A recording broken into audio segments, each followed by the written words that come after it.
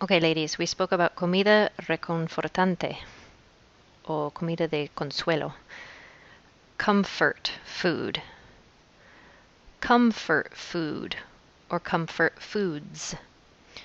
So what are your comfort foods? Los guisos cocinados a fuego lento son mi comida reconfortante. So slow cooked stews are my comfort food. Slow cooked stews are my comfort food. And we have fuego lento o fuego alto, creo. High heat, sorry, that's alto, obviously, and low heat. High heat and low heat. And then precalentar el horno. Preheat the oven. Preheat the oven. Cocina durante o por 40 minutos. Cook for 40 minutes. Cook for 40 minutes. Okay, and then bate los huevos. Whisk the eggs.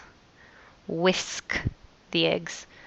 We spoke about mix is always a great verb. Mix you can use in many different ways. Whisk is a little more specific, but if you want specific, whisk.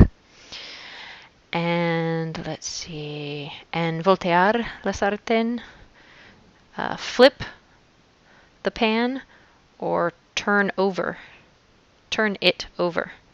So flip the pan or turn it over. Great.